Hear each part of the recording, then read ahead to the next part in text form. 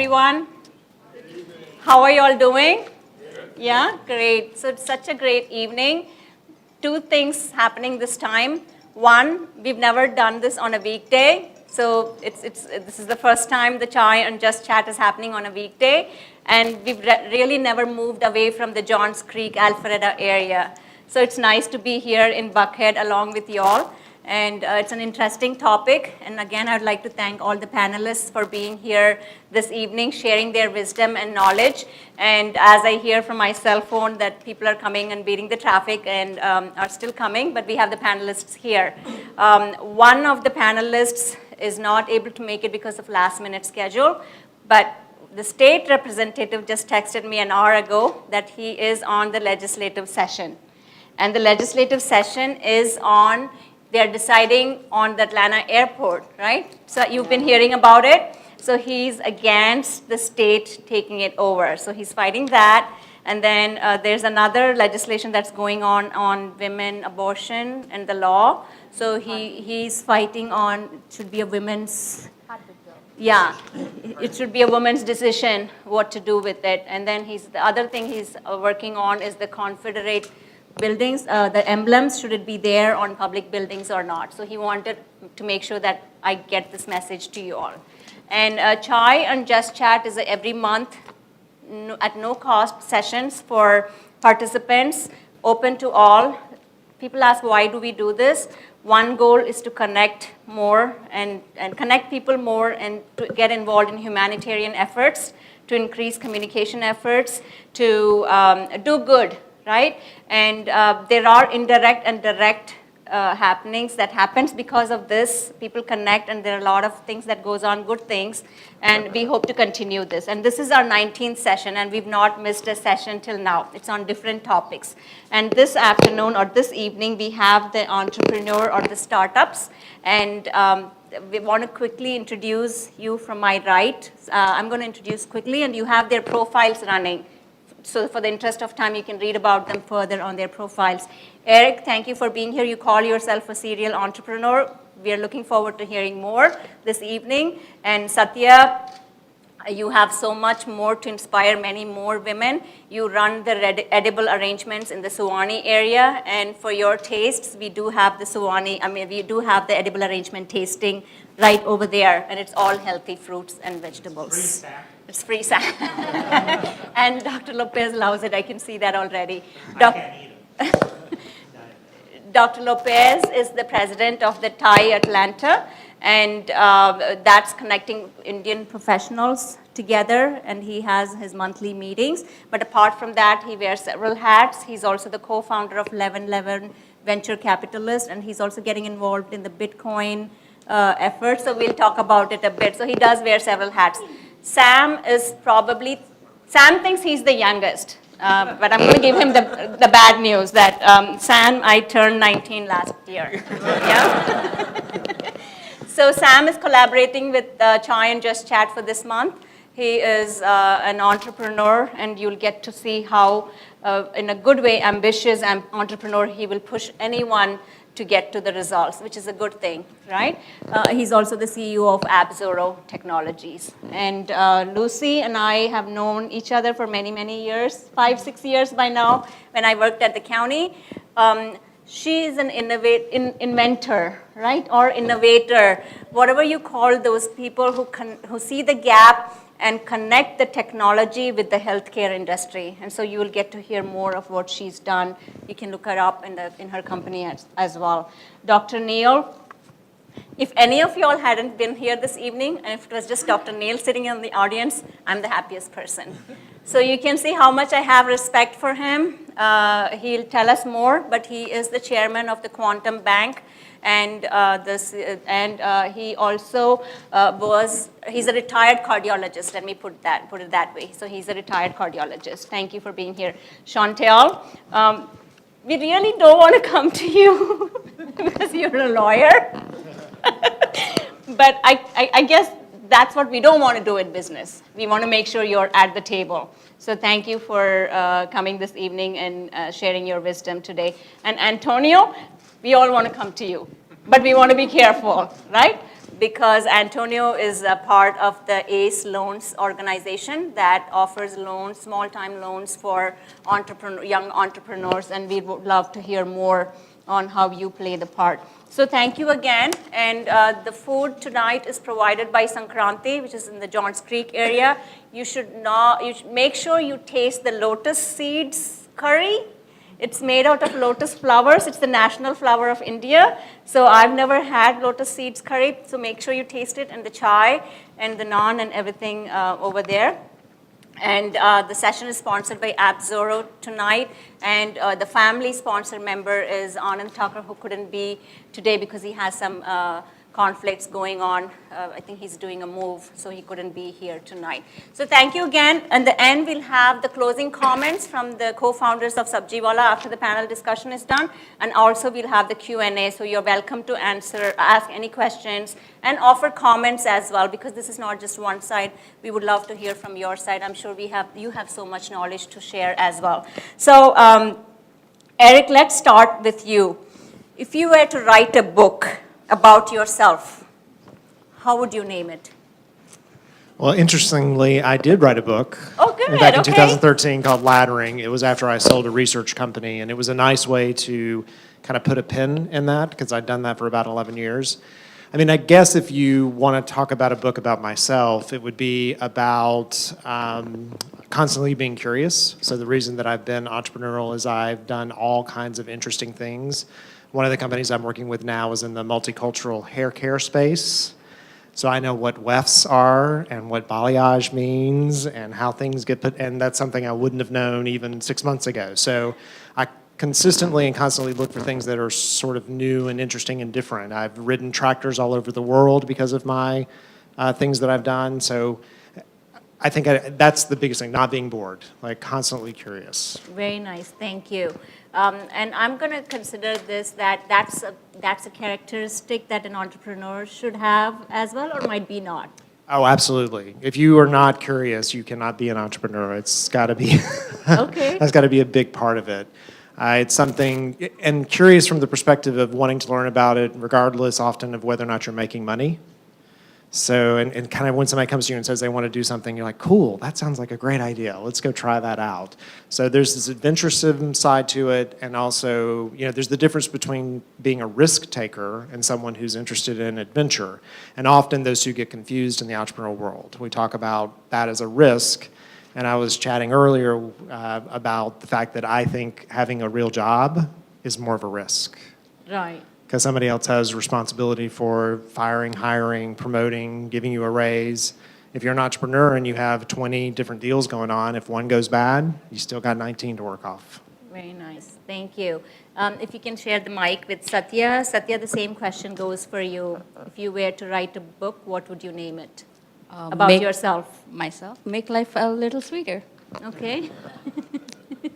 Well, we go through a lot of things every day. Ups, downs, money, not chasing money, chasing after kids, whatever. But stop over and look at your world around you and see what you can do and make it sweeter. Very nice. So and I can see your tastings are really sweet as well. Dr. Lopez, thank you, Satya. If you had the magic wand in your hand, and if you had to change 3 things in this world, what would it be? It's like a genie asking you for 3 wishes. And the third one would be that I'd get 3 more wishes. So. Why stop, right? I think that we have so many privileges. I don't think anybody sitting here in the room would say that we deserve what we have. True? So my first one would be that we really would help one another better. I think we're way too self-centered, and we don't need to be. We're a highly philanthropic nation, whether you got here like me, after you were born, or whether you got here from day one kind of deal. I'd say that people would really share and do a better job at helping others. I think if we did that, wouldn't this be a fabulous place to live, an even better place to live? I think the second one is that somebody take care of traffic. because I know every one of, no, that's probably not a good one too. But I think it's required we all drive one person to a car. You know, it's unlawful for us to carpool here in Georgia, right? That's what causes it. So on the second one, I think it's, you know, it's sort of connected that we all would leave a better legacy. I think we don't think about it. If you're under 40, you probably don't think. It's sort of tied to the first one. And you want to sort of, we should all be thinking, what would be our legacy? And so my third one is that we do get 3 more wishes. So. Oh, good. Okay, thank you, Dr. Paul. Very insightful thoughts. Sam, the same Yes. question goes to you if you had the magic wand. Sure, 3 sure. wishes. So first of all, I would take a moment to thank everyone for coming out here tonight. Atlanta Tech Village, I would like to thank them. They've been our home for the past 3 years, and it's been an amazing journey coming up from no clients to so many clients nowadays that we have for AppZoro. So thank you to Atlanta Tech Village for hosting us, and thank you to Nazira for having us as sponsors. My 3 wishes would be, first of all, that it sounds cliched, but I want to do whatever I can to make the world a better place. So I feel like there's still a lot to learn for me, but my wish would be to do whatever I can in the world, in the environment, to help to make it a better place for everyone. And in the business arena, I guess my second wish would be for my entrepreneurs or my clients to succeed at a better rate and be more successful. So entrepreneurship itself is very hard. So giving anyone as much encouragement as possible. So that would be my second wish. And I guess it's just everyone just do a better job and make everyone happy. So those would be my wishes. Thank you so much, Sam. And you would think I'm not going to ask you if you drink. So I was going to say, it's going to be more on the entertainment side wishes, but you can see how ambitious in a good, positive way. So Sam, I sent him a few questions, and he said, I want to be more technical and less theatrical. So I understood. I said, in my mind, I can see how an entrepreneur thinking he has. So thank you, Sam, for getting me as a newbie into that field as well. And Lucy, your question is, are you happy?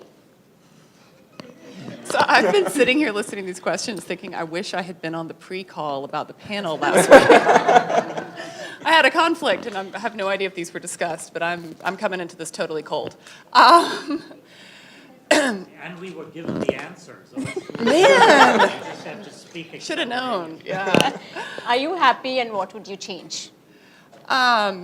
So yes, I'm happy, and I think it's a little bit of a curse of entrepreneurship, though, right? A lot of us come into this because we're never satisfied, and I think distinguishing being happy from being satisfied is really important. Because I personally tend to be a very competitive person. I joke with my team if I'm terrible at celebrating wins. Like, we win a big account, and I sort of go, okay, what's next, right? Like, okay, that happened, great, let's move on. And that's hard as you build a team, because not everybody works the way I work, of like, I don't need that celebration, I just need to push on to the next thing. So I work on that, of how to show happiness to other people better so that they understand. Okay, thank you. What would I do better? I think that's a little bit of what I would do better, is allow myself those small celebrations before I move on to the next Very goal. nice, very nice. I feel that is a sort of a characteristic of a competitive person, very competitive person, that they don't celebrate their small wins. They're always what's next. Yeah. Yeah, okay, sounds good. Dr. Neal, are you happy? I'm extremely happy. Yes. Is there anything you would want to change? Well, probably I would, now that I'm retired from cardiology practice, I would like to spend more time in giving whatever knowledge I have and how to make young people succeed. And without expecting anything in return, I'm at a stage in life where you can help without any expectation in return, and I would like to do more of that. Okay, can you all hear him in the back? Do we No? need to- Yes. Okay. Now, okay, now. So how do you celebrate happiness? For the last few years, I've been celebrating both small events as well as big events. Anytime we reach a minor goal, we all go out and celebrate and thank the person who celebrated. And if it's a big event, then we all get together and have a bigger celebration. Thank you, I've sir. learned that in the last few years. Very nice, thank you. Chantel, what is, and I think you can use that one, yeah, you just have to switch it on. Chantel, what is your biggest fear and how would you manage your fear? Oh, gosh. Do you- Okay, I also was not on the call. Sorry about that. My biggest fear, I think, is failure, right? So having gone to law school, I tell people that most lawyers are type A. I think I'm a type A minus. But I wouldn't describe myself as super competitive, but I've always done well, and so that's the expectation for myself.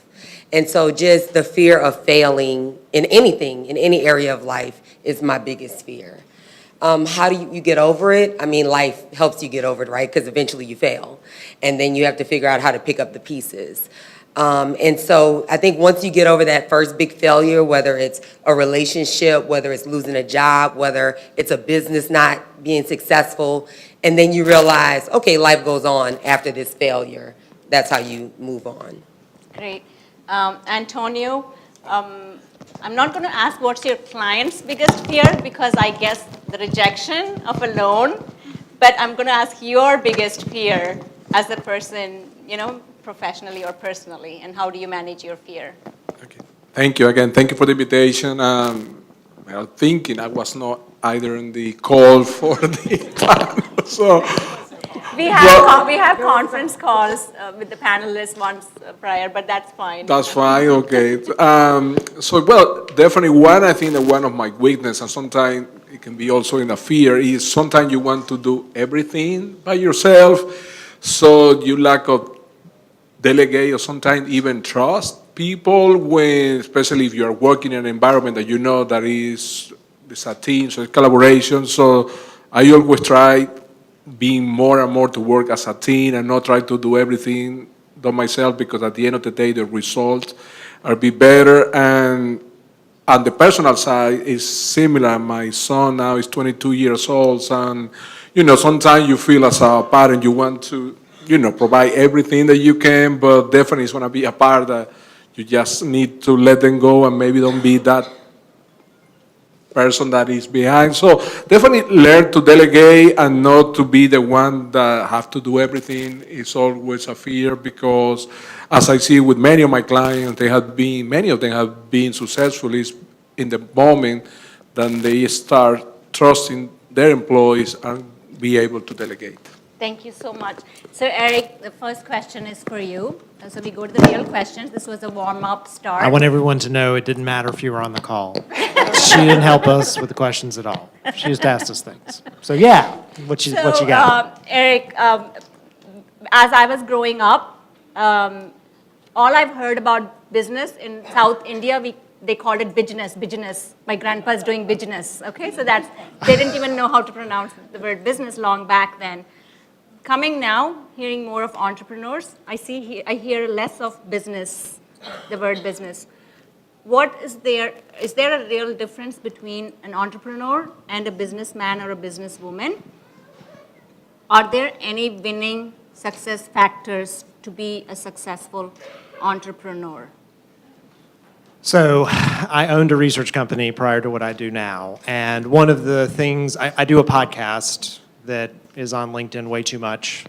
And one of the things I did was a project to understand why entrepreneurs were successful, because I was bored. So my company was running really well, and I was like, hey, I want to do a research project on entrepreneurs. Let's interview some and find out what's going on. And I thought they would tell me that they didn't have the money or the resources or the things that they needed. But what I found out is that entrepreneurs come from two backgrounds. You're either a rectify, or you're a rectify or an amplify.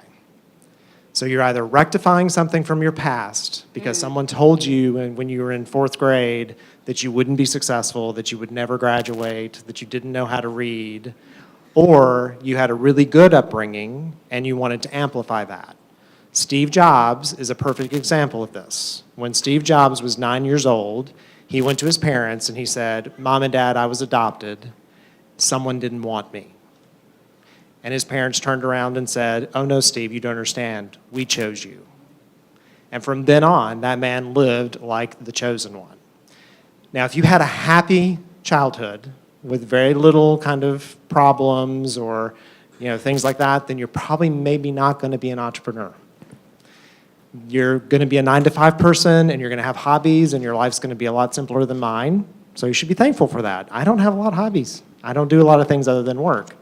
But if you've had some things in your past that you're either trying to rectify, 80% of people are rectifies, then you can be a great entrepreneur because you're trying to prove somebody something, or you're amplifying. Like Chick-fil-A, the story here in Atlanta with Chick-fil-A, that's an amplify story. Like everything went well with him. He really wanted to take that and take it out into the world. So I believe you had to have had a little bit of a tough childhood, a little bit of a background that wasn't exactly, the smoothest or the cleanest. And so that's what your research, Yeah, that's what my research showed. wow. People that were unsuccessful didn't typically have something that they were trying to prove. Wow. So you're trying to say that all of us on All these people up here, if I sat with them for long enough, I would You're- find the thing something or the or other. the things. Oh. Wow. Is this true across the world? I mean, I have found it, certainly, most of my stuff was here, America, right? But I mean, it does prove, we know that first generations that come to the US typically build businesses. I mean, that's the thing that they can do. And that's partially because they're coming into a tough situation. They really want to prove themselves. And that's why second and third generations don't do such a good job of moving the business forward. They didn't have the same struggle. They didn't know what it took to raise that first dollar or sign that first customer. It just doesn't have the same importance. So yeah. That's interesting to know. Thank you. I'm glad I asked you that question. Even Yeah, I wasn't- didn't know it though. Was not on the thing. She didn't ask me on the call. So, sure. So Satya, I'm sorry to interrupt you, but when he was talking about when he researched only in U.S., I have few LinkedIn connections with Indian startups in India, and I pretty much see the same pattern that he's saying. Those in India who are trying to make their startup work, they are the ones who want to prove that they can. wow. And Okay. and it sounds good, but it's actually not so good. Like the fact that you're doing this for someone else, you learn this, right? Like, oh my gosh, I did this whole thing because my You double guidance task. counselor told me I was dumb, right? And so you have to be okay with that. You have to be a little safe with it. Wow. And just to be, so Sam's parents are here, so we can find out what went wrong. Sorry, Sam's parents. It may not be you. It could have been a teacher or someone else. Somebody on the playground. I'll talk to Sam. We'll find out later. Right. So again, feel free to grab tea and food anytime. You can eat. You can bring your food here and enjoy the conversation. So Satya, I don't think there's a woman entrepreneur word like you have businessman, businesswoman. Entrepreneur is entrepreneur, but I think more are labeled as men. So it's very little time that you would see a woman entrepreneur, maybe at this stage in this era. But also because there are fewer women entrepreneurs for the reason that we are more risk aversion. Women don't take risks so easily, right? Whether at home. I differ. we are the risk And that's why takers, you're here. That's why you're here. My question is, did you find being a woman as an asset in becoming an entrepreneur? Did you feel you were getting special attention? I wish. I really wish that I got special attention. But actually, it's a struggle at the beginning because you're coming out of a shell where you were taught, hey, don't be rude to people, don't talk this way, or don't talk that way. But here in the, I would say, business community, you have to be a little firm on some things, and sometimes you have to be smooth. No, not special anywhere. Everybody's treated the same. Over here, because I can only talk about here in this area, yes, as me, I can reflect that I struggled through that shell, came out, established, knew the rules, how to walk through the rules, and how to go about. That's all I can say. Yes, it's a struggle, and I dare to say that every woman takes risks every day. Take, for instance, driving. I'm taking risk every day because you don't want me as a driver on the road. I'm sorry, but seriously. Now you tell me. I know, if I have 3 kids in the back and I'm doing multitasking, do you want me as a driver on the road? Absolutely not. But when you go to the driver's license, would you get the driver's license same as the other person? Absolutely. So you are given the same choice to choose where you want to go. You're the one who's making the decision. You're the one who's going to move and push yourself out of that shell. So, Yes. I have met in this area, there are so many women entrepreneurs that we don't even know about.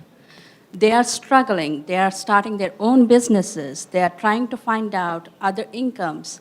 If you take a census report, there are so many single parents that they just want to meet the ends. They don't want to work 9-to-5 job. They want to work 9-to-6 job, and then 6-to-12 job, and 12-to-10 job. It's crazy. But we have to push through that shell to get it there. Thank you. Does being in your prior life as a nuclear scientist help you when you're on the road saying, hey, I'm a nuclear scientist, I know more than you? Oh, I had a flashing light saying, hey, this is green, and please move away because this is going to give radiations. So everybody moved away. So that's a different life.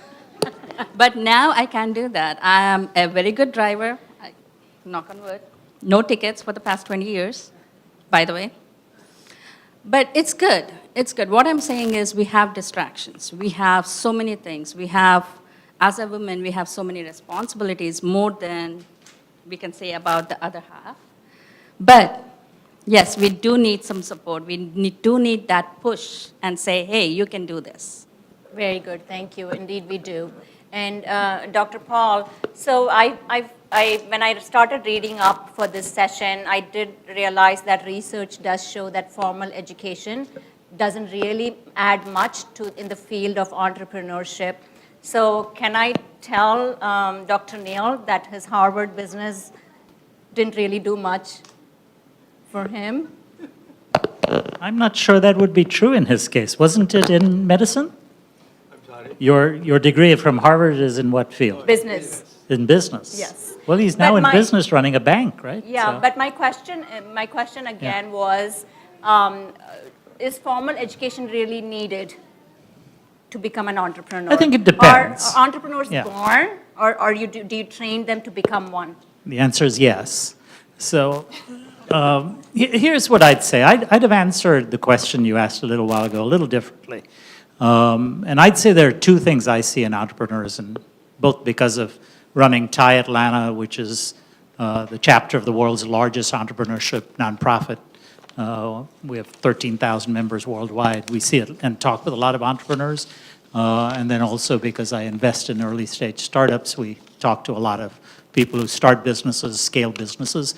Here's what I'd say, and I think it's not different from what got said before, but here's what I see differently. I think an entrepreneur in that regard, and hence I'll come to the question of your business education or your education, is a risk taker. I worked for 28 years for other people, for corporations that were great organizations, IBM and Xerox and so on. And by the way, I think you can do well in those organizations. But until you're ready to take a risk and take it all on your own, perhaps with co-founders, I think that's what differentiates the person who's going to move from being a business person to being an entrepreneur. And then I think by the way, I'd say one of the best books to read about risk-taking is a book called Failing Forward. I think part of the problem we always think is you you be successful at everything you do. It's how do you learn from things that you're not successful at in that regard. So having said all of that, I don't think anybody been to a class at any college that you've ever been to on risk-taking? The answer is no, right? So in that regard, education's not critical for your success in business. It's how you work with others, how you have empathy with your customers. I mean, it's all those what I call soft skills that are as important as the hard skills of finance or marketing, et cetera. So while I think it's not necessarily critical, I do think that what colleges do, having been a professor for a long time, is that it gives you the ability to think through and put processes that are repeatable in place. I don't think you want in your business and edible arrangements every day to start a brand new product line, right? Because you want to get the current products to be the ones that customers give you feedback about. So in that regard, education can be useful, but not absolutely mandatory. That's good to know. Thank you so much. So Sam, Steve Harvey in his 7 Successful Habits of a Successful Person states one of it is having the end in mind. And it's always good to know where you want to take a specific initiative with the goals and objectives. But as a founder, or probably a non-technical founder, what are the steps one should take? And I'm sure there are tech companies here for software as a service or as a product as a software to become a successful entrepreneur, or the steps to become a successful entrepreneur. Good question. So, yeah, I get this question a lot, and in the past 3 years, I've met a lot of non-technical people who are wanting to start a SaaS-based product, and the hurdle they come across is not just developers, it's more the technical market, the technical landscape. How do I go about approaching developers? How do I go about approaching other technical companies that I need to collaborate with, whether it be getting APIs or trying to find a technical model or an infrastructure. So it's really important. What I tell anyone who comes to me first for an app development project, what I tell them to do is go build a business plan, because a business plan forces you to do that research, the market research, the technical research, the background on the project. And with that, they learn before the culture right now is that fail fast, fail quick. I am against that culture. Experience with over 40 startups, building projects. I advise my startups to not fail fast, do your research, talk to people like me, talk to other mentors at the Atlanta Tech Village, get advice from a technical, not just a technical standpoint, from a market research and business standpoint as well, and build a background on paper, prove it on paper, sell it on paper before you put a dime down. So that's my advice to a non-technical person who's trying to build a SaaS-based product. How did you come about to starting this business, AppZoro? Yeah, so basically I come from a business background and I did my undergrad in computer science.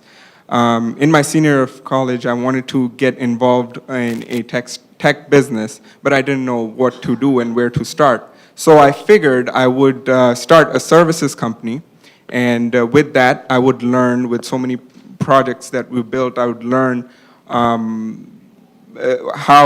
to build a SaaS product, how to market it, how to go about building a SaaS business, and that's what I've been doing. So we have in-house products that now we're starting to build based on our experience, our connections in the market.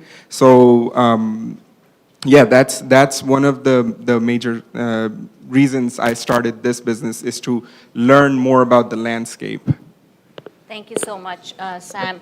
So, Lucy, most of us are built upon success most of the time. It's hard for us to take failures. We talked about it a little bit earlier. As a woman in tech, when you start talking about technology, do you get raised eyebrows, like a woman in technology? Do you see the bias in that sector where you're trying to enter into the healthcare with the technology? Because usually they envision it's a person, it's a man, it's a male, he's been a CEO of a company and all that. So how do you get about that bias? How can the community nurture more female entrepreneurs in the technology sector? Yeah, so I think, certainly I have every anecdote about the bias. It's real, it's out there. I do think there are places where you play this to your advantage. Like when I go to a big healthcare investing conference and I'm looking for someone and we're like, texting or LinkedIn messaging and he's like, I'm the guy in the blue blazer. And I'm like, I'm the woman. It makes it a lot easier to find each other. But it's interesting. Before I started the company, I had worked in venture capital before going into healthcare, and then came back out of medicine and decided not to practice. Thought I would go back to venture capital, and I went and interviewed with a big firm, HIG. They have offices here in Florida. And on the website, there were 12 guys, all with, no offense, Harvard MBAs, all with the same blue shirt on. And I go and interview, and he's like, well, you don't have an MBA. And I said, well, none of you are doctors and none of you have PhDs. So why do I need an MBA what about diversity? And so I think that's all of us, we as humans, and I think we as women, to the earlier point, sometimes have a little harder time advocating for ourselves because, I was brought up here in Atlanta and I was sort of brought up not to do that, not to brag about myself, not to, and I have had to have a lot of coaching from my team and others to introduce myself as doctor, for instance. So I started a healthcare technology company, and I would never introduce myself that way because I'm not practicing as a doctor. I'm leading a technology company. But I think often I was not given the benefit of the doubt. And so people would, after listening to me, say, well, what do you know about this? And then I say, well, actually a whole lot, And whereas I would see men in the field get a little bit more of the benefit of the doubt of, well, he's talking with great expertise, he must know something about this. So I think there are just things like that you have to realize, the inherent bias that we all bring to certain situations and figure out how to proactively engage with that. And has the situation changed since you initiated this company? Do you see the change in the thoughts and behaviors that more women are getting accepted into this field of entrepreneurship?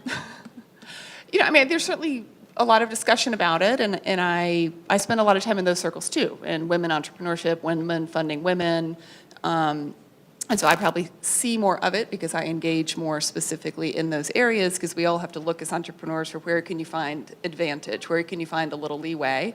One of the venture funds who invested in my company invests in women-led companies, right? So that's why they made the investment in us.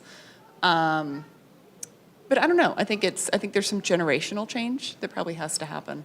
Okay. We don't know how many here are already women, female entrepreneurs, or someone who's aching to become one. What's the one sentence you want to tell them? And those, because it's a recorded session, there are so many who are going to watch. What's that one sentence you want to tell them that it's okay, or think twice? No, I would never tell anybody, women, minority, anyone, to think twice because of who they are about being an entrepreneur. I think being an entrepreneur is believing in yourself, believing in your idea, being ready for the fact that you're going to be told no so many ways you could never imagine that you could be told no, and you just have to kind of keep putting one foot in front of the other. I like those 3 words, believe in yourself. Yeah. Thank you so much, Lucy. So, Dr. Neal, I've always appreciated your story all the time. You have so much wisdom to share. And what has been the most important part of your entrepreneurial journey?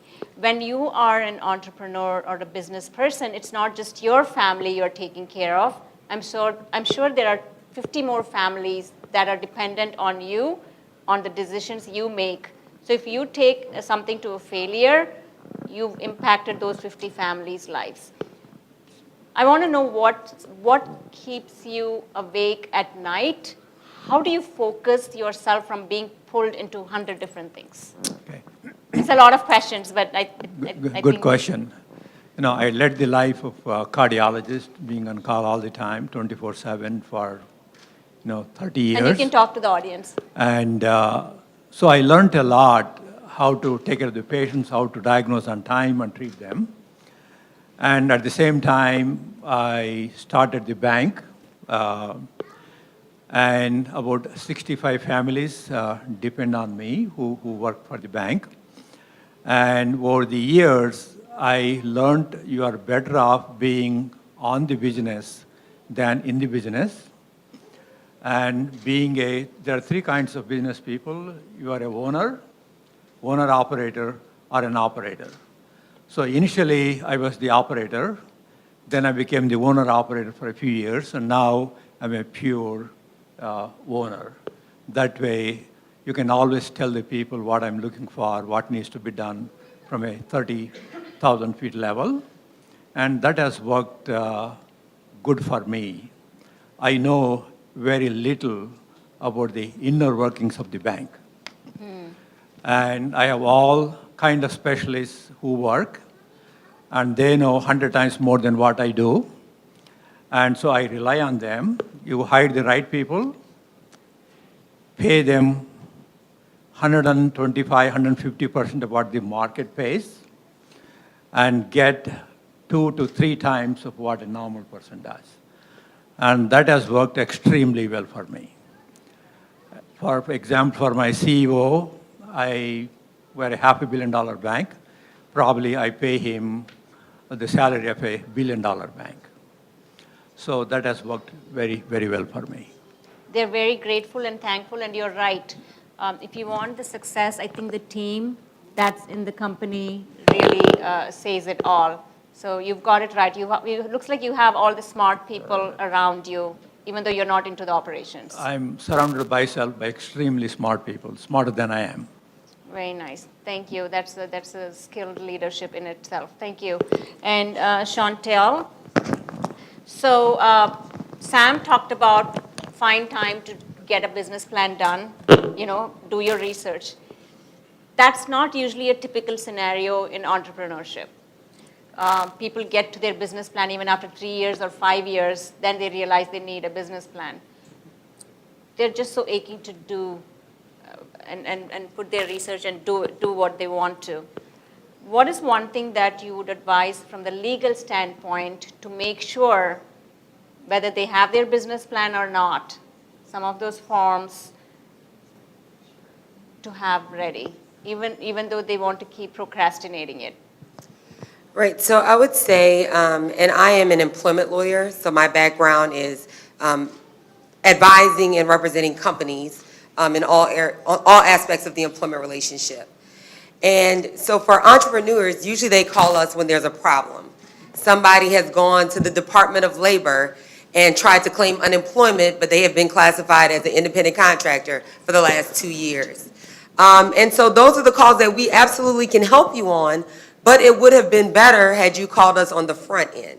Because when people are starting businesses, usually they have limited capital, and so you're making hard decisions about how to classify people, how to pay people, right?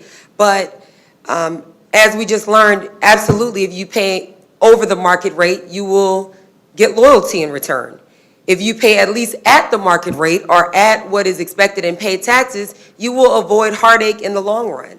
So I would say just making sure you're correctly classifying your employees as employees or independent contractors, to make sure you're withholding applicable taxes on the state, federal level, and some localities have taxes.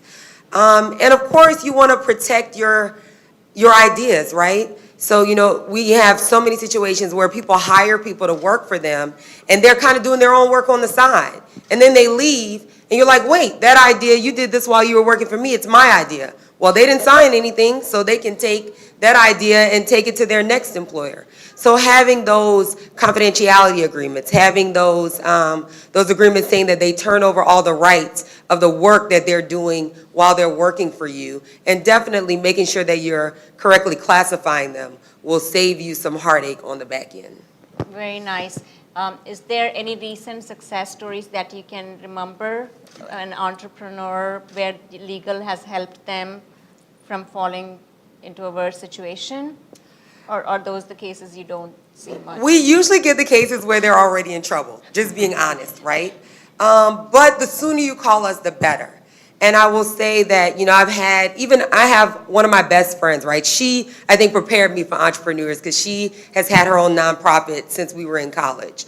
And so being in the nonprofit space, she definitely has gone through the process of learning whether or not to hire independent contractors or to hire employees. And, she was operating in DC and Maryland and Atlanta.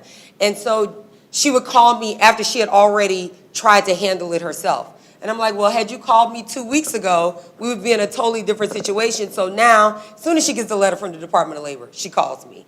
So call your legal advisor. You should have a trusted legal advisor. And call them as soon as the issue arises, because 9 out of 10, whoever's on the other side, either they have some legal expertise or they're consulting with someone. And so you're going into it thinking that you can resolve it quickly, and the more time passes, the worse the situation usually gets. So I would say I can be more successful and help you be more successful if you call me early, even if you're already having an issue.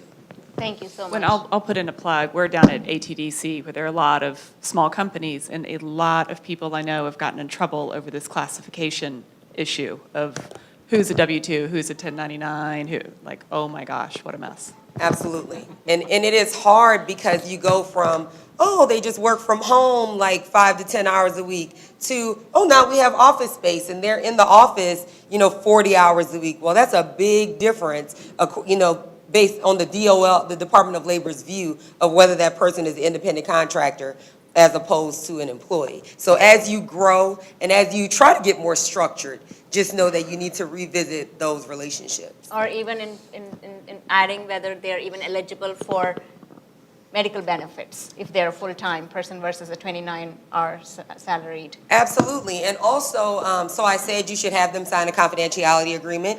You should have them sign over the rights to the work that they do for you. But what you can't have them sign in certain states, and really nationally it's frowned upon. If you're an independent contractor, you can't have them sign a non-compete, right? And so they can work for you and go across the street or to the next cubicle and work for your competitor because they were an independent contractor. Whereas if they were an employee, you can't have them sign that non-compete. And then they can't take the information that they just learned on the job from you and go across the street to your competitor. So that's a big distinction that people lose when they're just getting started. Thank you, Chantel. So, Antonio, why do people come to you? Why do entrepreneurs come to you? And if you can quickly engage us or educate us on the quick different forms of the loans, venture capitalist, angel investor, and then you have all that. Then you have families loaning money. Is that a good idea? So that was one of the questions asked by the attendees. But tell us, what are the deal points that you're looking from entrepreneurs once you accept and say yes to the loan? Are there any deal points that you're looking for?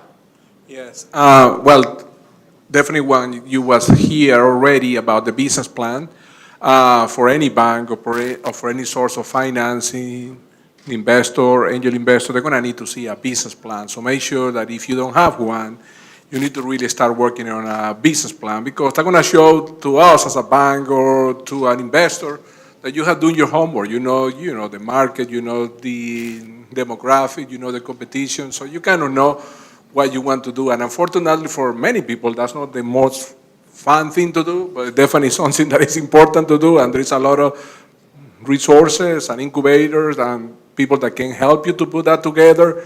So that's a thing that I'm going to ask. Keep that in mind, that for anybody who is going to start a new business, it's always going to be a challenge to get a business loan for a bank, because banks normally, they want to see last 2 years history. They want to see if you're making revenue. Hopefully you're making already profit. So it's always going to be a more challenge. However, it's not impossible, especially if you have been working with a strong business plan.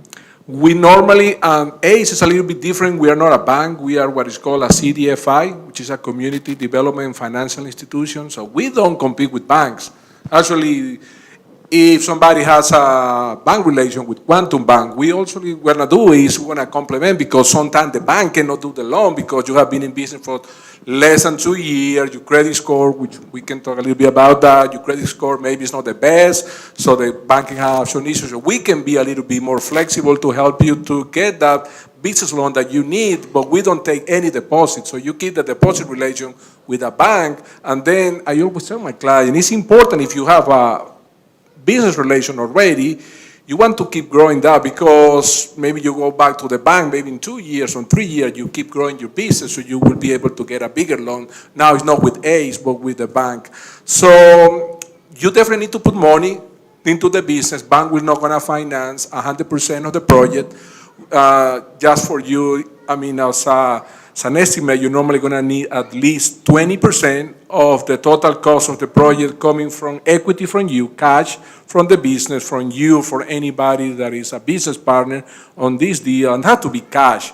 So sometimes people have that money, but sometimes they need to get a small business loan for family and friends. My advice is always, if you're dealing with family and friends, in my opinion, that relation is always first than the business. So make sure, again, have that business plan, because you want to approach to those people as an investor. And for those people, sometimes it's even more important to have the business plan, because they are not professional investors. Or every time that you meet with an uncle, with an aunt, in a family reunion, they're going to keep asking you, how's the business going? When I get my money back? They are not used to that. But if you show them a business plan from the beginning, show expectations, so you have done a homework, so definitely that will help them to understand and create the expectation when that money is going to get paid. Of course, that the difference between a bank or a CDFI loan than an investor is, with a bank, you have to make monthly payment of principal and interest for the loan that we're going to provide to you.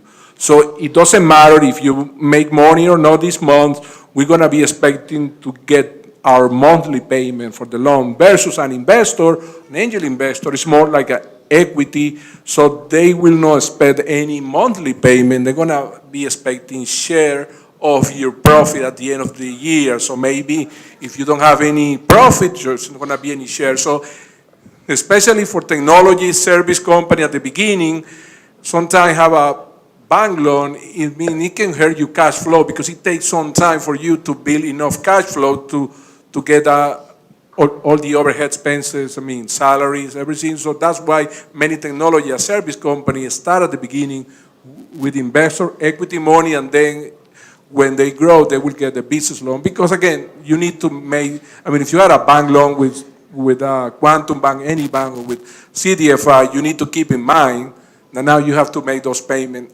every month. So, it's in general, the credit score is a big important thing for us, especially if you are a new business, there is no any credit history for the business. So the way that you handle your personal credit is going to be the way normally that you will manage the business credit.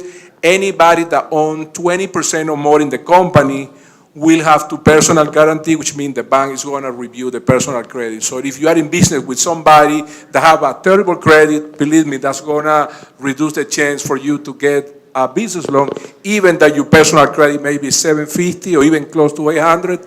If the other person has 500 in credit score or 550, you better have that conversation before, because if you plan to go to a bank, so that will hurt your possibility. So make sure that you have that 20% in cash for the project, because we cannot finance 100%, and for the loan, normally we want to request collateral, which means it's the last source that we can get paid if the business closes. And I'm not going to get in detail about that, but normally things that you're going to buy, equipment, furniture, real estate, we can take as a collateral. ACE can be a little bit more flexible than banks, but at the same time, the type of loan that we're going to do is going to be a relatively smaller than the bank.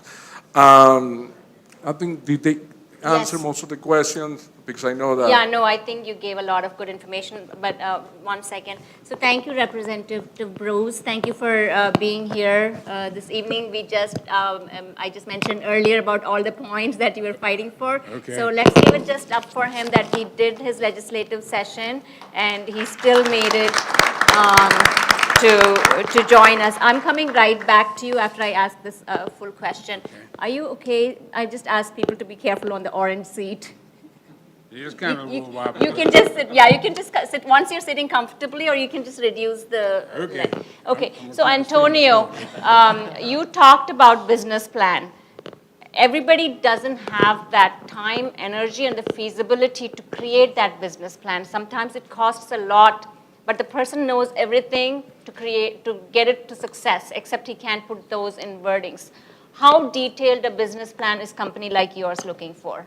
And I'm doing this because I want to consider everyone doesn't have the resources. Yes. That's why they're an entrepreneur. Okay. And how detailed a business plan is companies like yours looking for? Yeah, before the business plan, people were looking for 20, 30 pages business plan. To be honest, nobody have time now to read those. So as long as you have a good narrative part with tell me about the concept, tell me about what you're looking to do, the type of service, but especially the financial projections and looking to me how you're going to generate revenue, all the expenses, and how you're going to make profit in this loan. So in my opinion, banks normally is going to take more detail on the financial projection part of the business.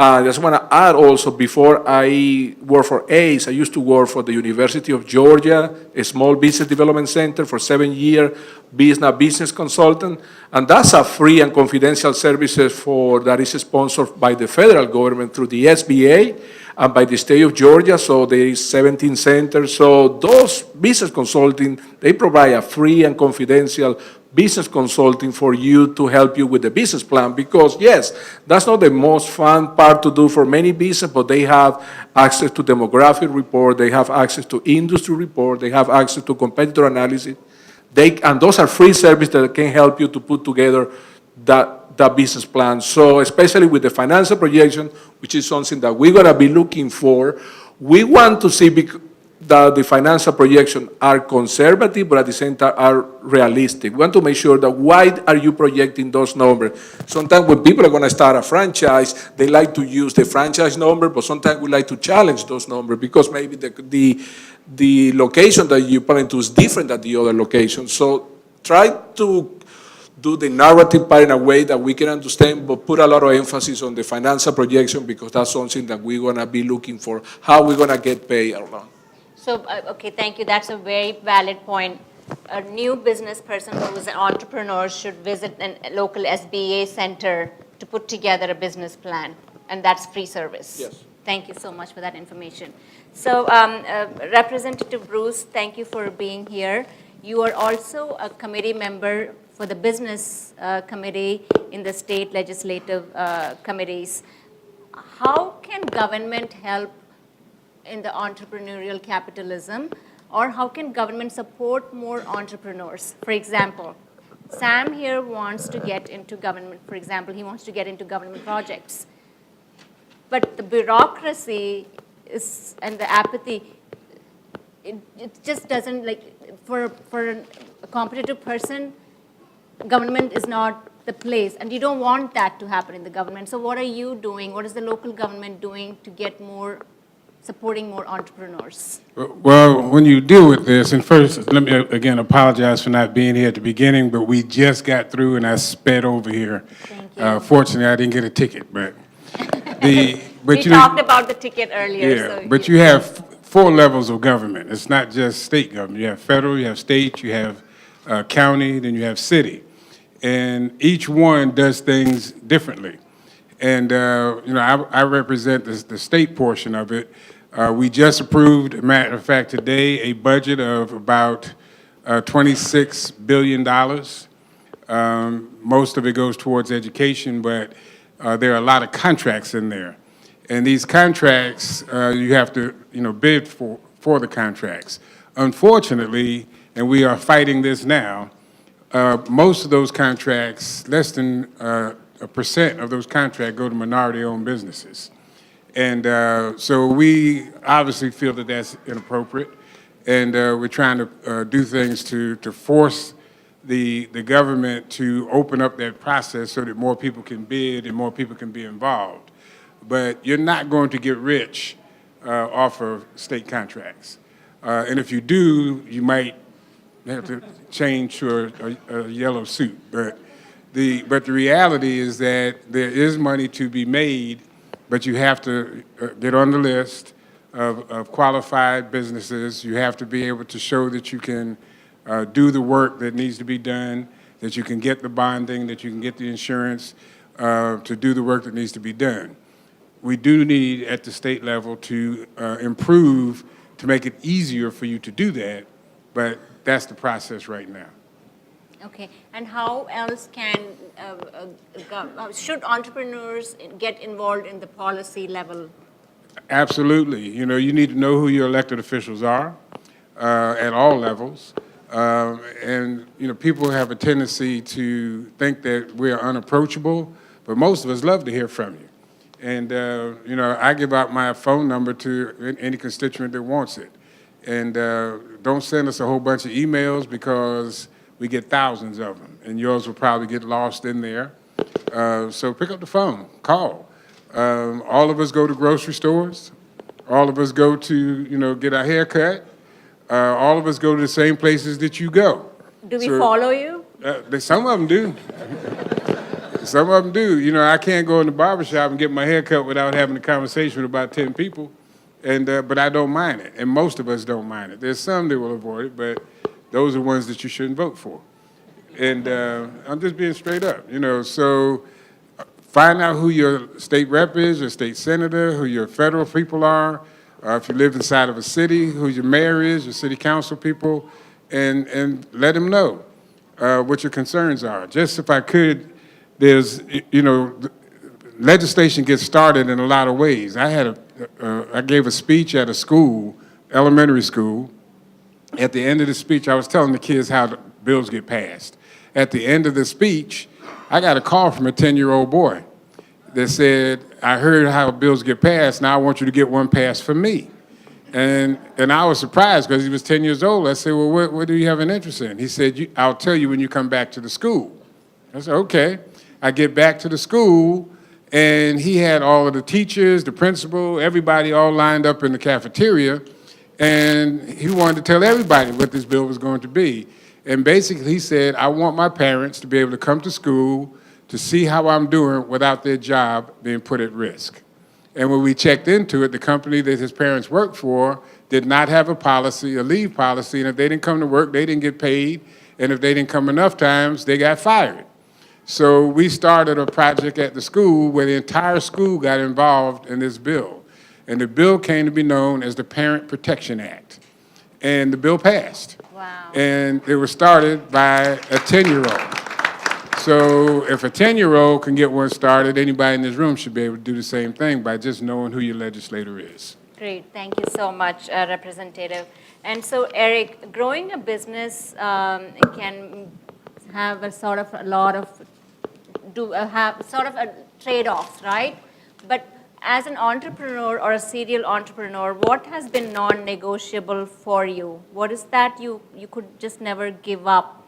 And tell us about the marketing nowadays. Is it more push marketing working nowadays, or what's the stage in this era? So two questions. So the non-negotiable was always time. You don't get that back. So if there's something that you're going to do, you should go do it. And if you're going to go do it well. So I always buy the expensive tickets to the concert, the better place. I mean, you're just going to do it once. So experiences and time, those are the non-negotiables. If you have the opportunity to do something, you should put it aside. I was invited to the Masters 5 years in a row. And I didn't go the first 4 years, but that's because I didn't know that it was a big deal. Ha, ha, ha, ha, ha. And I tell my business partner the 5th year, he's like, what, you've rejected it? That's not a good example. But typically people let the company get in their way, and then they don't go to their kids' play or something. And it's just so, that stuff that's non-negotiable. That's non-negotiable.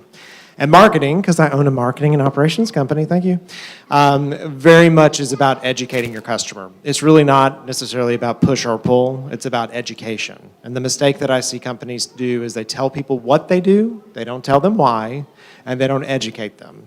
We're all smart enough now that we can go figure it out, and it's about basically getting the attention of that person A goldfish has an 8-second attention span, and the human being has 7 because of the number of messages and things that we're seeing. So you have to interrupt them, and you have to educate them on something. And if you educate your customer, they will buy from you every day of the week. So it's not about the repetitive message. It's not about push or pull. It's about a mix of all of those things. Very nice. So I have a few questions, sort of a myth. You have to tell me yes or no, and these are questions for the audience, right? So if you say yes, raise your hands. If no, you can keep it down. Entrepreneurs don't quit. Yes or no? Yes. So you're saying entrepreneurs don't quit? No. So entrepreneurs do quit. Am I right? Because the entrepreneurship, they quit and then they pull it back up, right? So can I say that they're wrong? They don't quit. They may just get, stumble for a second, and then they find another way to get it done. You don't quit. You never quit. If you quit, it's over. And but you may run into a hurdle. You may run into a situation where you got to go a different way, but you don't quit. Well, I think maybe what you're saying too is, there's a definition between quitting and insanity. So you don't keep doing the thing like nobody will buy it from you. Oh, and don't try to sell it to your friends and family because they're not going to buy it from you. So it's that, right? Like Right. you don't want to do it, and you don't want to be insane, but there's probably something. It may just be a twist or Maybe you want to try a different strategy. yeah. Here in Atlanta Tech Village, they would call it a pivot. Right. Entrepreneurs But if know, you've pivoted 30 times, that might be a problem too. right. So entrepreneurs know exactly what they want and how to get it. Yes or no? So entrepreneurs know what they want, okay. But they don't know how to get it? They always don't know, so 50-50, right? Okay. Entrepreneurs are their own boss. How many say yes on this one? They're their own boss. No, because your customers become your boss. And you have the government too, right? And a board, and investors. And a board, and your investors become your boss, right? They're going to be behind you, what's going on. So I think that's the myth new entrepreneurs have to get out of their mind, that they're never going to be their own boss. There's always something, and that's the reality of life as well, right? Okay, so I have more questions later, but Satya, coming to you, how much has your family supported your work as an entrepreneur, or did your friends really support you, or were they always doubting you? But basically what I'm getting to is, how did you manage work-life balance? When I first started, before I started, I had like 100 friends. We used to go to the same parties. We used to discuss the same social situations. Everything's going with the same frequency. Suddenly, my road changed to entrepreneurship.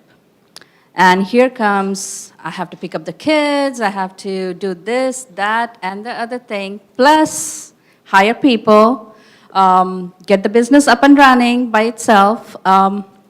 Lots of changes. So here goes my social life on the back burner.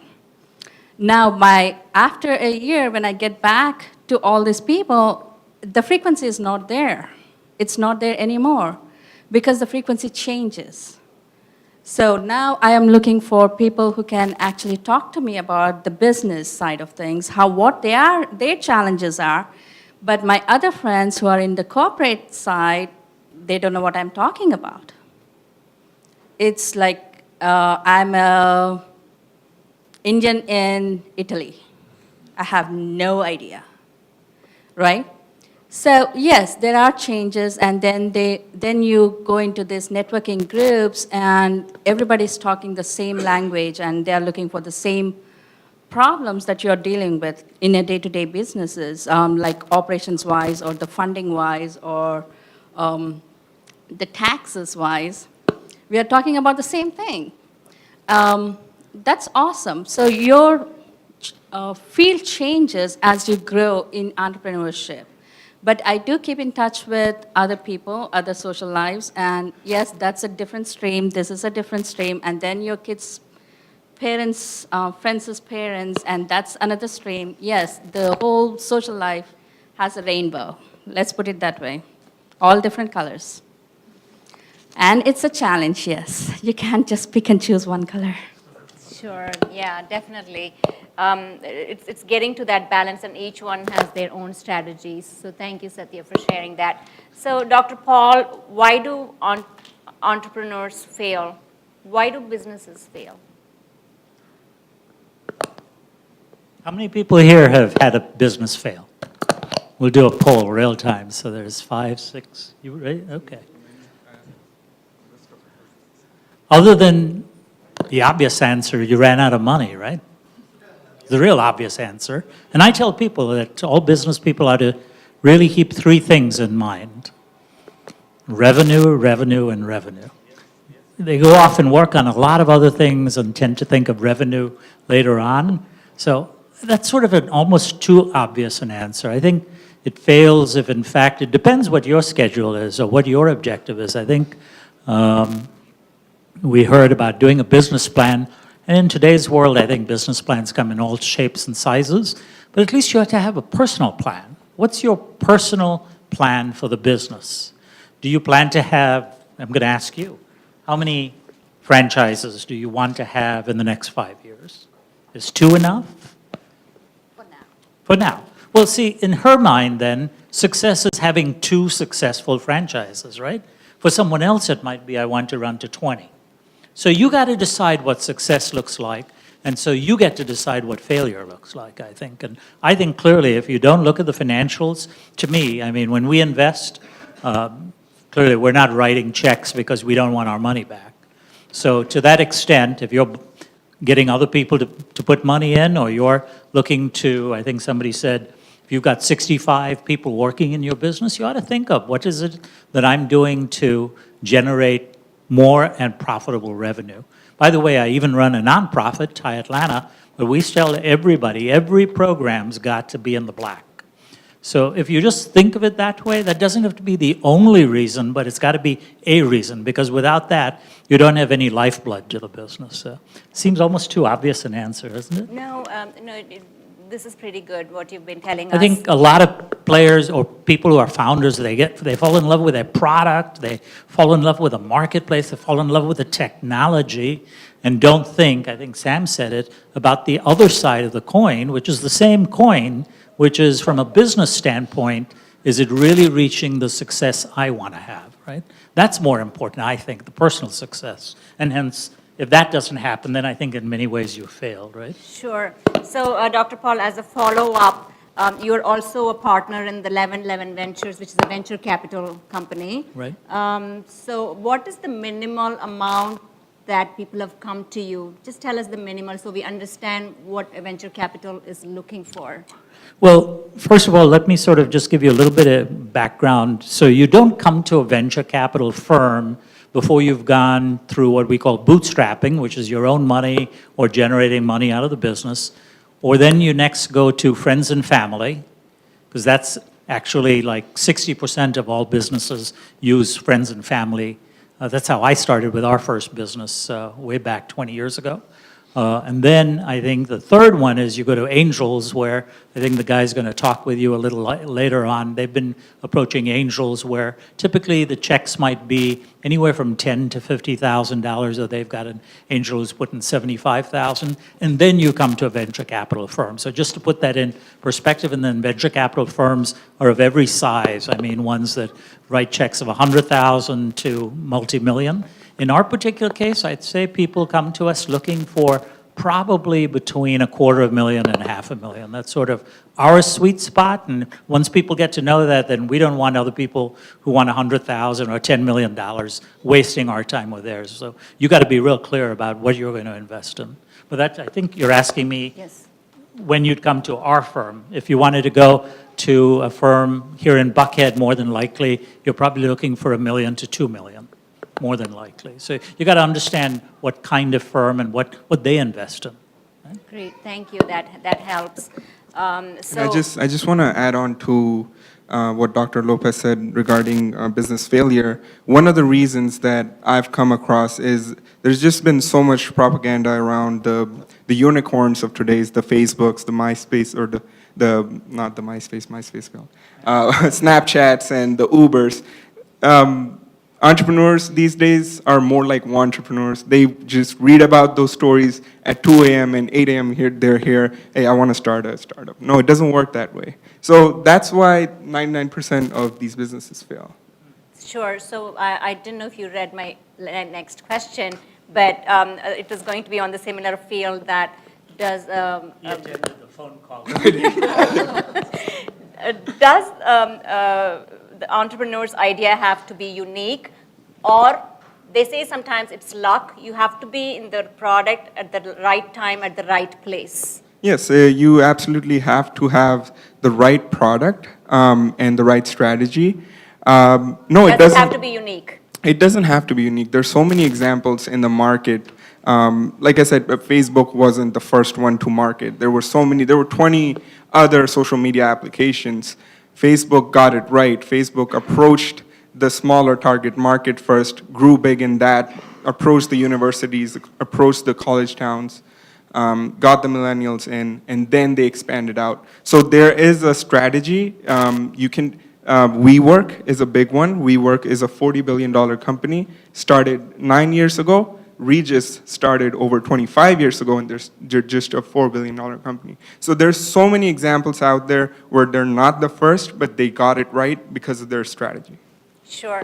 So before I want to ask Lucy the question is, Lucy, till 2 years ago, I had never imagined I would get into the entrepreneurial field. That's just me. I was too scared of taking risks. I've taken many risks in life, but I'd always imagined my life to be that every month check comes in. I make sure the family has good medical benefits. Never thought I would get into the entrepreneurial field. It amazes me. Is this the same person I knew 2 years ago?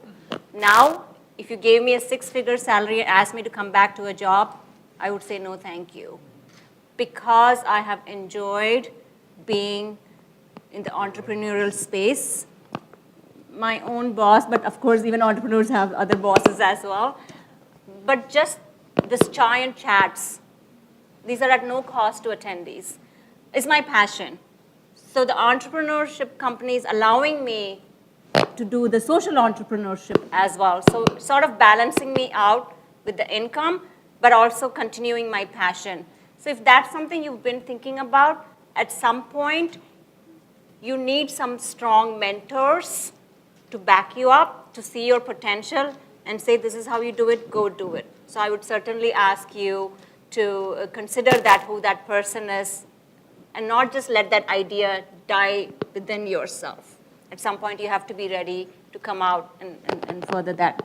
Do you have any comments on that? Yeah, like Eric said earlier about why someone starts a business, and there's a story with someone, with everyone, and there's a story with me, but mentorship, reason number 2 and 3 that I am in entrepreneurship are sitting in the audience. So my parents, I've seen them go through the ups and downs, and learning from that is a big reason, and they're big mentors. And when you go back to saying that our entrepreneurs, are they born or are they nurtured? I'm a strong believer that they're nurtured. Because if you do a poll in the world, there are more unhappy people than there are happy people. But I don't see everyone starting a company or succeeding at that. It's only the 1%. So you have to have the mentorship. Great. And I would like to thank my business partner, Mr. Rajan Luthra, at the end, for continuing to believing in my skills and allowing these giant chats to happen. Because of your push about my talents, I'm able to continue further. So thank you. My question to you, Lucy, was, when did you consider yourself a success? I know I asked you, are you happy, earlier, but. Just keep pushing on this. Yeah, I mean, I think it comes back to the point of, you define your own success, right? And I've had a very sort of wandering career path. I was a physicist, and then I went to work in venture capital, and then I became a doctor to be an academic clinician, and then I walked away to start a technology company. And I think what that helped me realize about myself is sort of this never satisfied gene is who I am, and that doesn't mean that I don't feel successful. And I think in, every startup, every company, like you have this feeling one day of like, oh, I've created something bigger than myself. And to me, that's the moment of success as an entrepreneur, is it's not about my idea or how many hours in the day I can work, but I've actually created something sustainable and, seeing a team grow around that and thinking if I walked away today or something happened to me, this idea would still come to life and would, so that's probably the success moment. You have a good succession plan.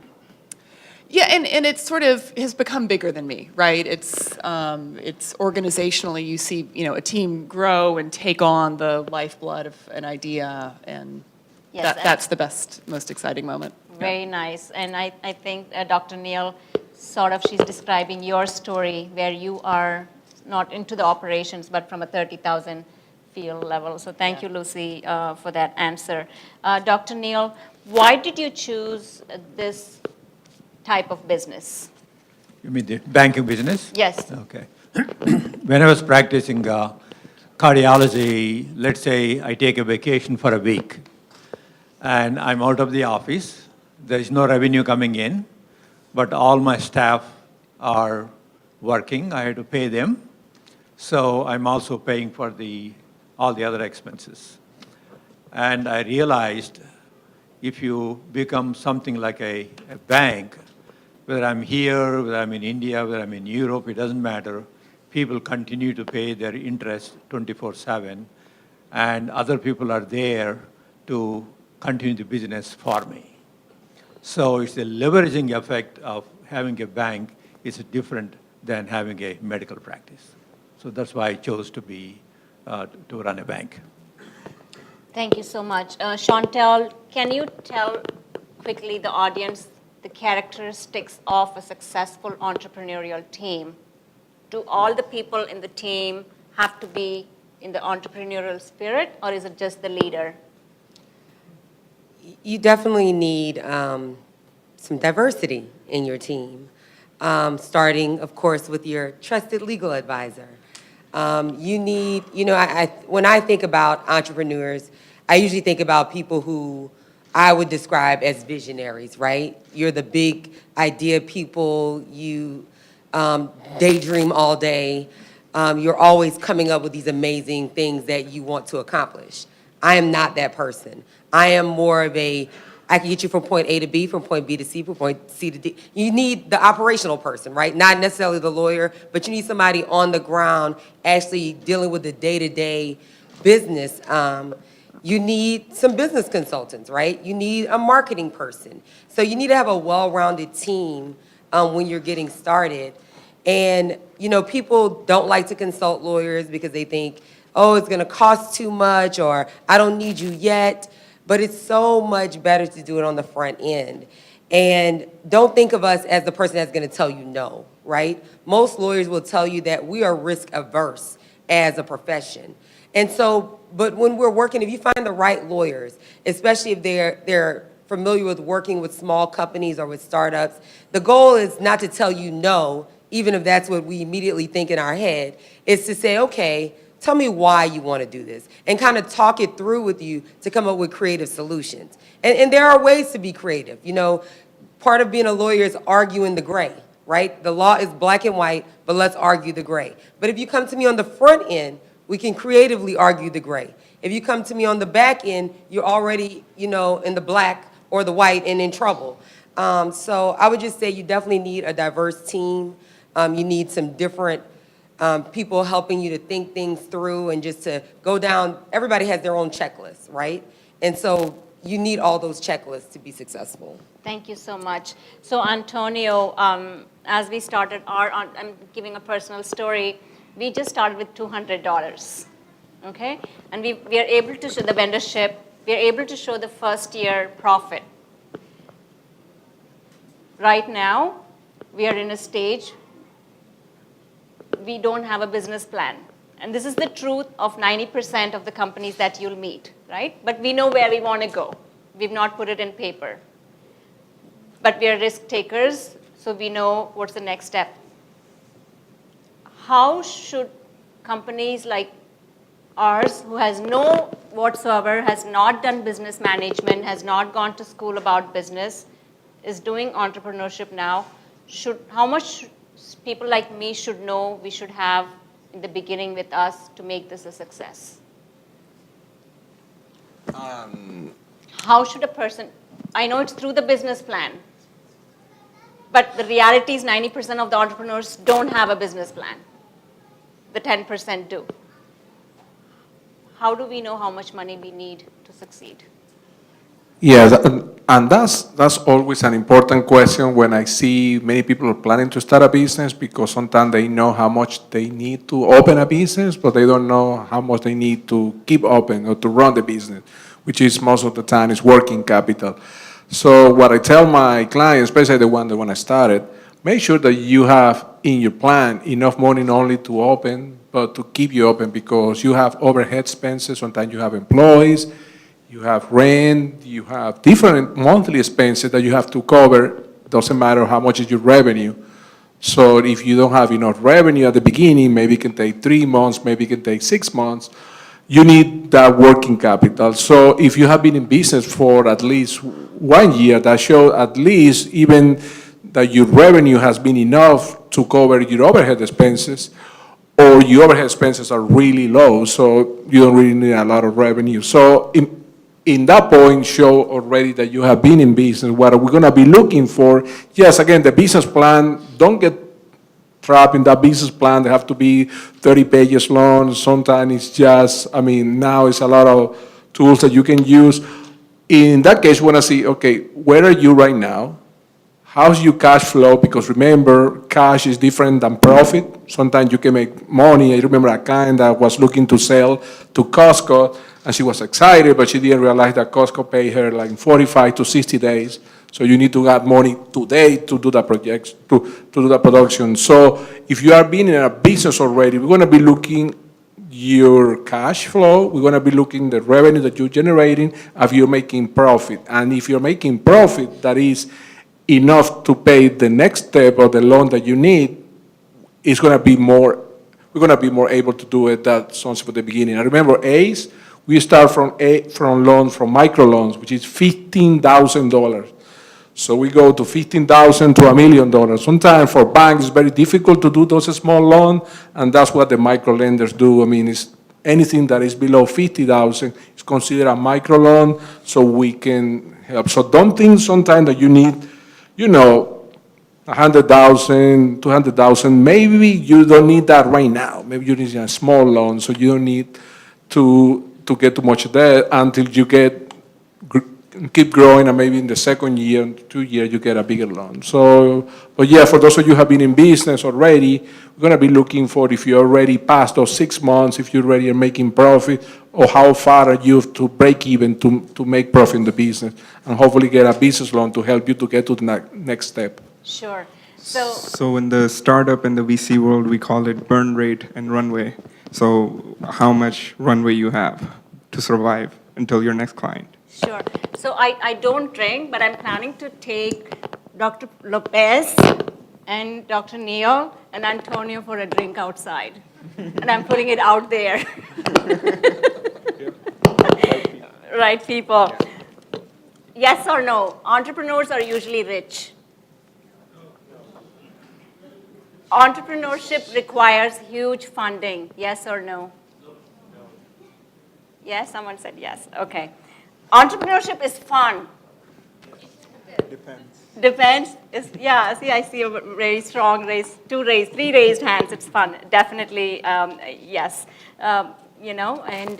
So let's go for the next 5 minutes with quick closing comments, closing thoughts from each of you, and then we have a few minutes closing comments from a couple of co-founders, and then we'll go for the Q&A. We started 10 minutes late, so I'm hoping it's okay to stay till 8:40. And please still feel free to continue to grab something to eat as we continue the session. Dr. Bruce, Representative Bruce, let's start with you. Quick 30-second closing thoughts on entrepreneurship and your professional engagement on it. My thought, and I teach my kids the same thing, entrepreneurship to me is an opportunity to build wealth within your family that you can pass on from one generation to the next.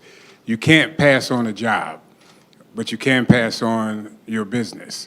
And to me, that's the reason why I encourage my kids to be independent. My son owns his own trucking company. My daughter actually works for Google, and but she is learning, a lot at Google so that she can then leave there and start her own business and have the opportunity to pass wealth on from generation to generation. Thank you. Yes or no to social entrepreneurship? It depends. If you have a niche that allows you to be successful in that area, then I say go for it. My thought is that there's a lot of people trying that, and some of them we hear about maybe 10 or 15 of those companies, but it's probably thousands and thousands of people trying to do it. So, but I think that's just like any other business, that you try it, and if it works, you build it. If it doesn't, you try something else. Thank you so much. Eric, closing thoughts? I guess the thing that I would say is if you decide to go and be an entrepreneur, then you're ruined for life. You can never get a job. So you need to make sure you're making a very definitive decision. Like, that's it. Your resume will never make sense again. No one understands what you're going to do. When my daughter was applying for colleges, she had to indicate what her dad did for a living, and she put, "I don't know."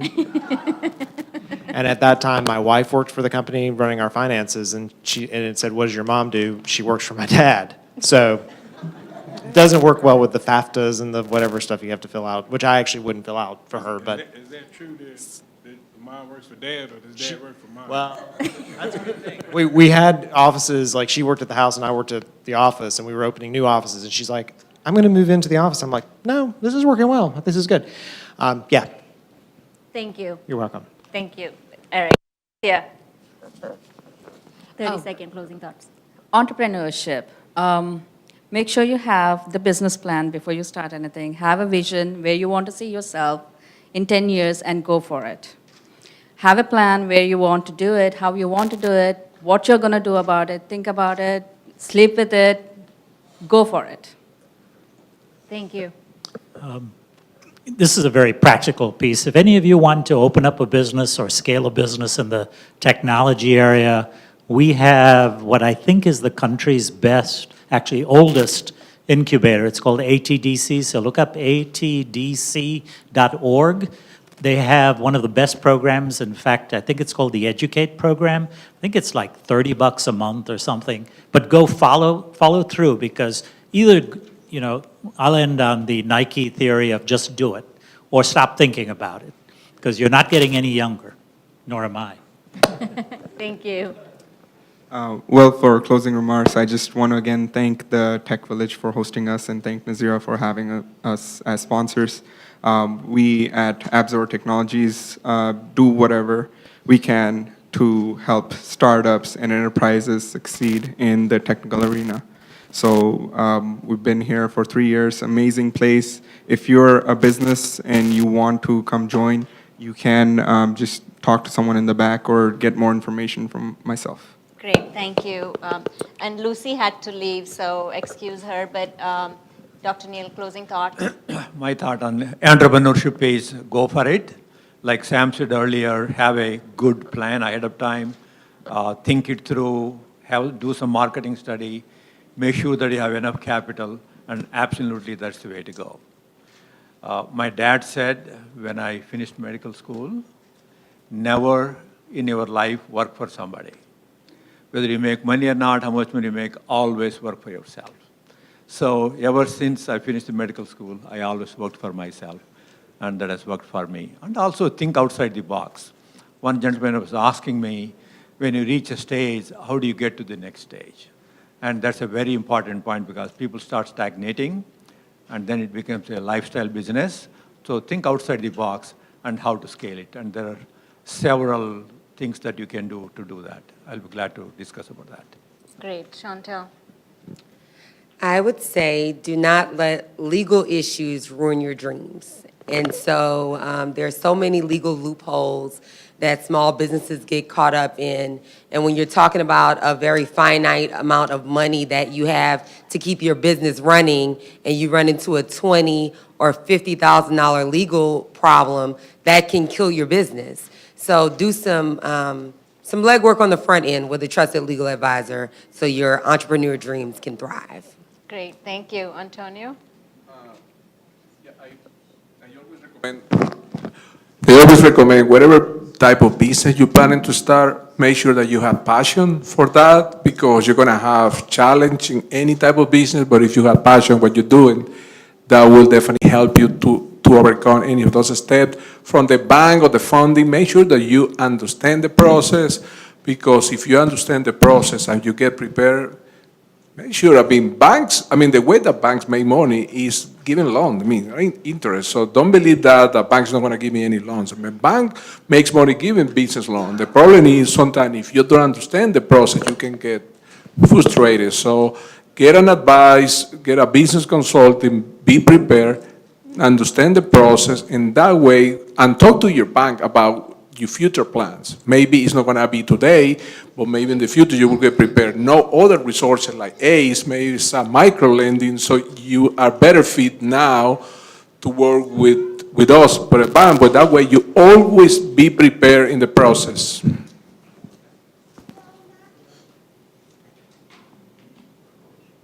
Okay. Is it okay? Everything? Okay. Thank you. So you're saying be prepared. Be prepared, understand the process, so before you go to a bank, to be able to increase your possibility to get a loan.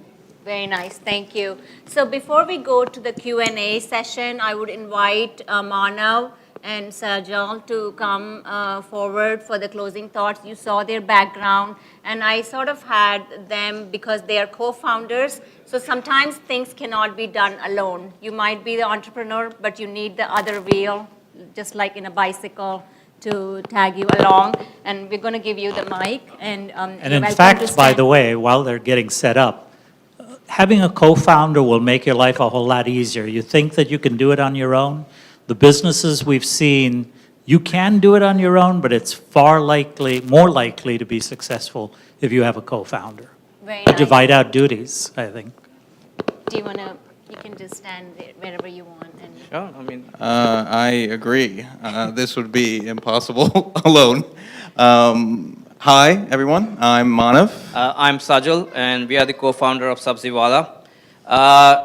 It's so real to be, in front of here. It's been about 2 years. I was part of this group, standing there, sitting, listening to the story about, co-founders, their journey, how they grew the business, what we can learn from them, and it's just amazing to be here.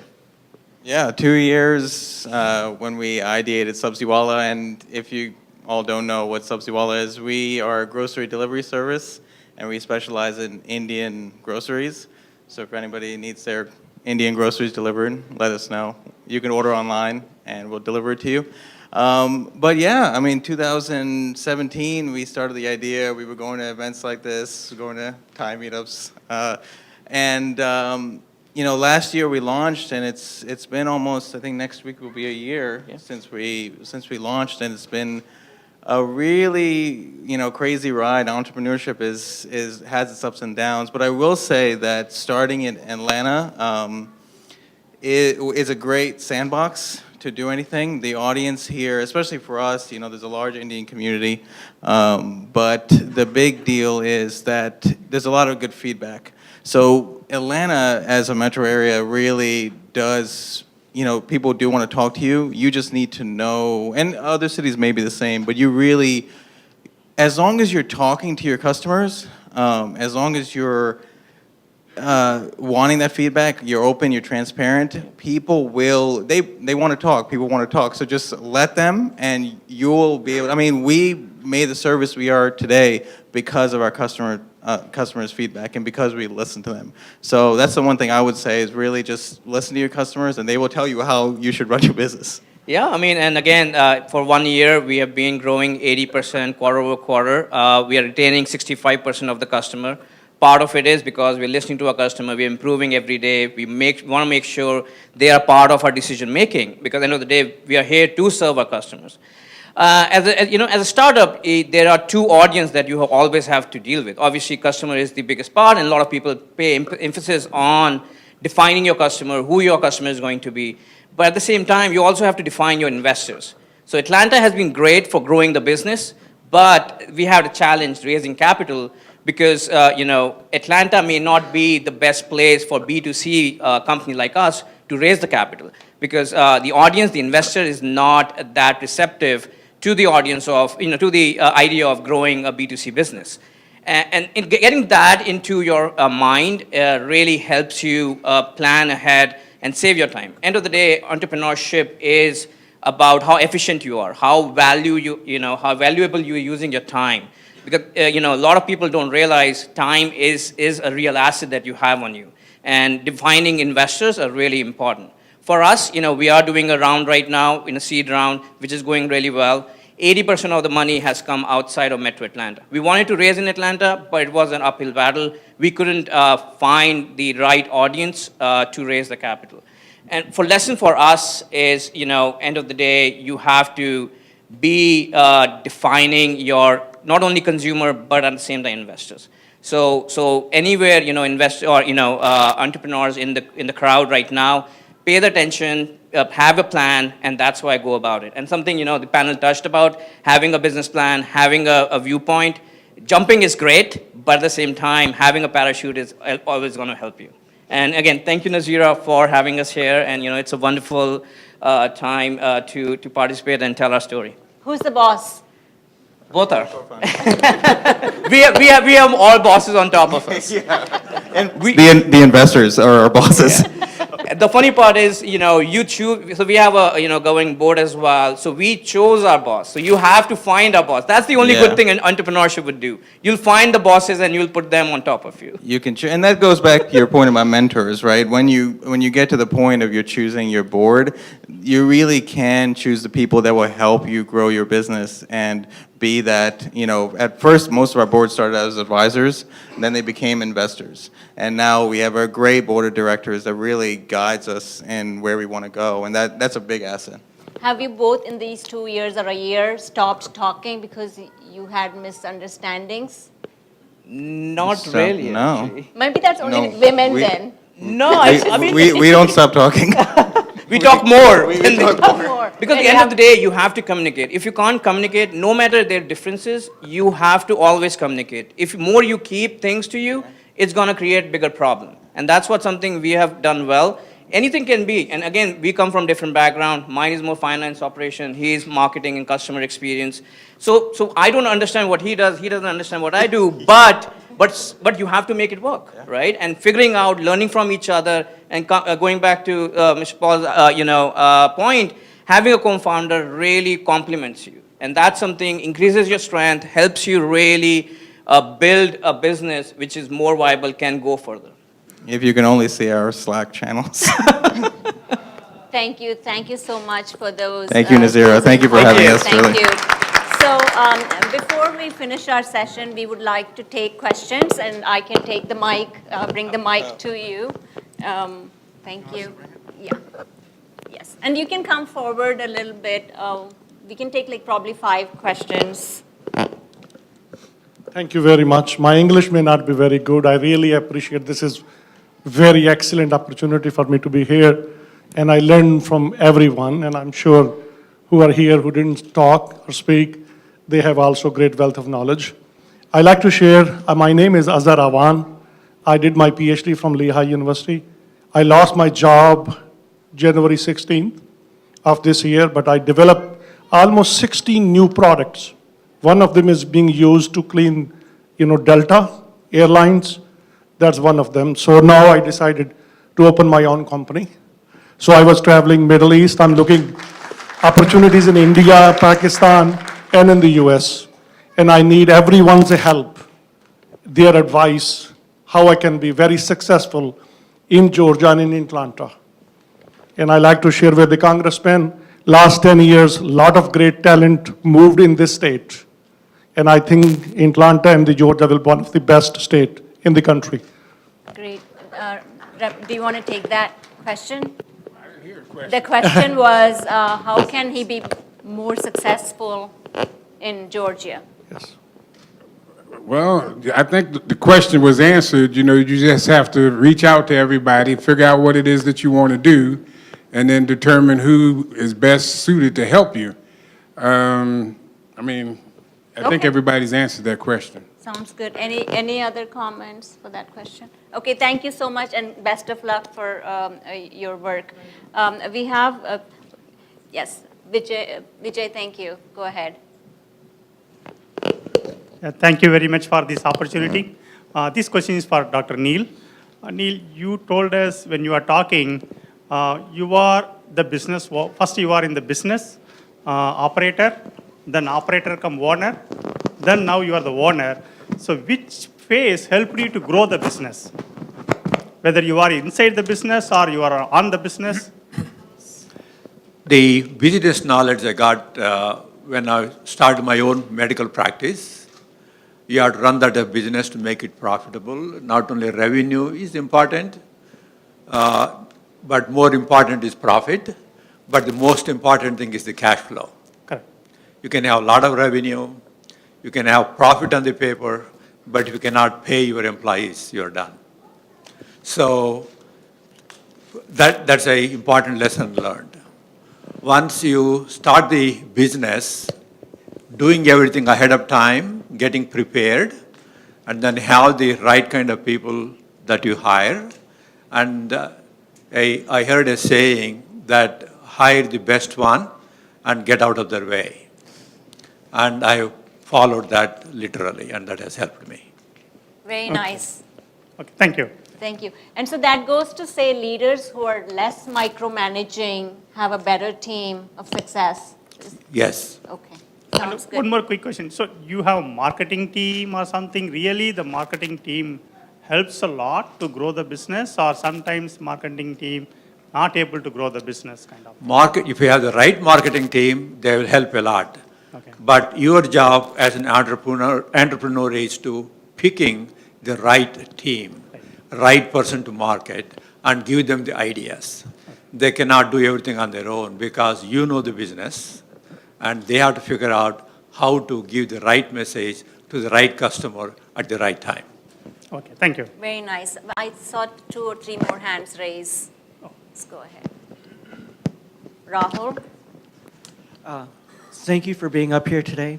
So the biggest question I have is, are there, and this is for all of you, are there specific processes that you guys have found that tend to be repeated over and over with startups that lead to a greater chance or greater probability of success?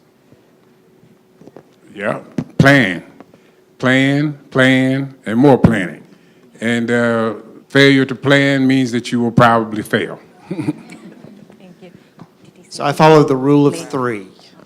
If it's going to take more than 3 steps, it's going to involve more than 3 people, or you're going to do it more than 3 times, it needs to be written down and turned into a process. So if you're doing it just once, people get obsessed by that, but 3, 3, 3. No? Measurement. I think if people don't measure their business, if you don't know what cash flow you got yesterday, if you know it, 7 work days into the next month kind of deal, if you don't measure your business, I wonder how you're going to really grow your business. And most people don't even think about it. It's one of those, I'm just doing business, I'll wait till the accountant tells me how I did last month. That's a terrible way to run business. So I agree with the representative. Plan is really important. The basic strategy of a business, and I know you were going to ask me this question, how does business evolve over the years, or how will it evolve in the future? The basic strategies of a business don't evolve. Technology evolves, but whether it be business my parents were doing 40 years ago or what I'm starting today, the basic strategies, the basic business plan, the HR, those processes have not changed. We're still humans. We still follow the same plan. So having a strong business plan and keeping your team on task on that business plan is really important. Very nice. Arif, go ahead. All right. This is my first time attending it. I've been trying to attend it for a year and a half, and I'm sorry I couldn't do it. It's better late than never. Yeah, it's better late than never. I'm extremely proud of you, Nazira, for doing this.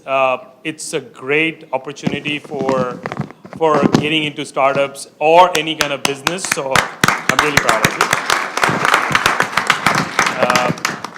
you. Every single person is your panel is extremely knowledgeable, and I'm so happy that I'm here today.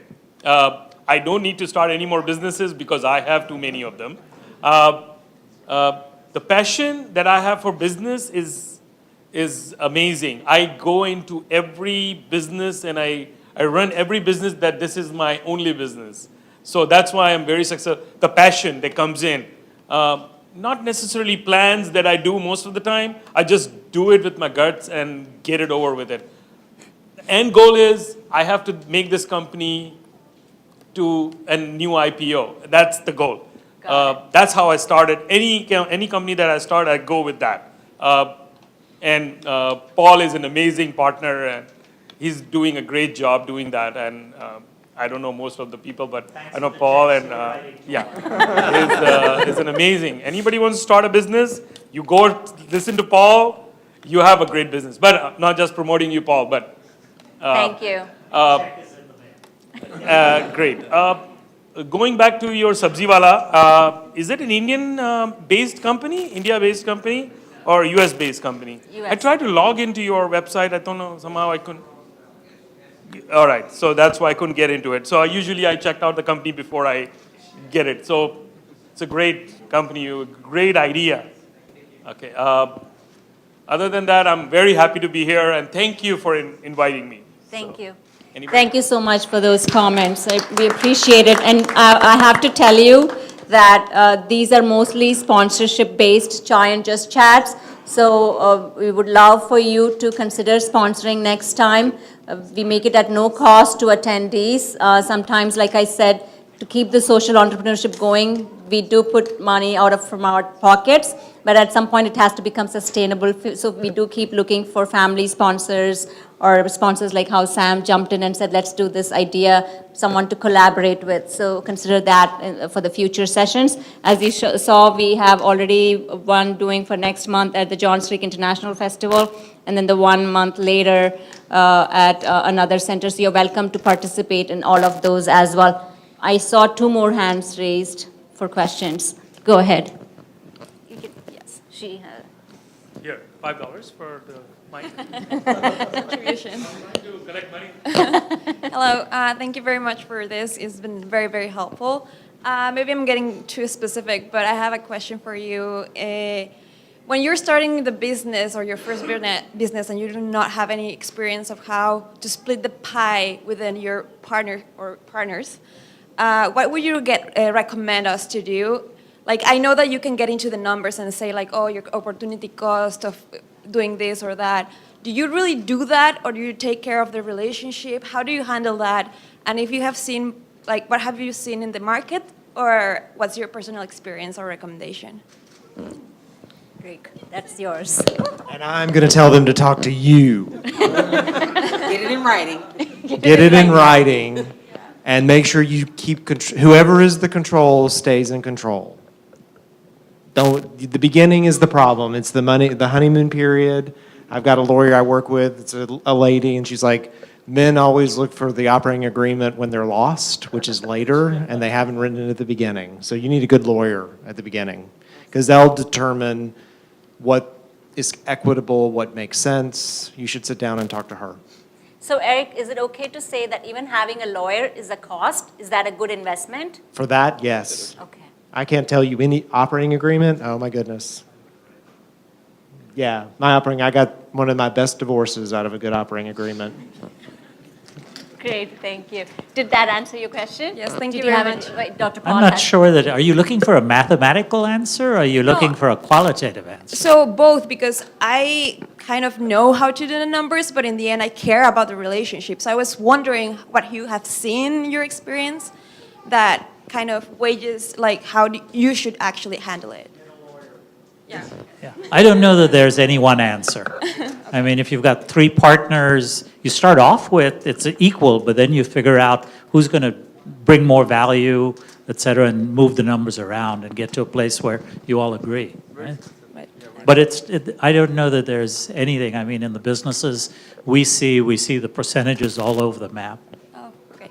That's Yeah. actually good There to is know. no standard answer. And thank you very much. Actually, I was like writing like hell all the time, so thank you. Thank you. Yeah. We can take 2 more questions before we close out. Go ahead, and then we'll come to you, Hina. I'd like to talk about from a parent perspective. I have some children. I have a 28 and 30-year-old that's a different generation in their own. And when they go to school, they're looking at me where I work for corporate, but I was only in school looking to get a job, not to be an entrepreneur. What suggestions can you give me? And I'll give you a good example, probably for you. My daughter is. Criminal justice was her background. Now she's getting her doctor's in forensic psychology. But I'm trying to figure out what kind of job are you looking for? Are you looking to become security, or are you looking for from a lawyer perspective? So it's kind of hard for me to try to say this is what you should do. So I just want to get your feedback on that. Well, I would say, so I don't know if you guys are familiar with the term, and maybe the tech space is the gig economy.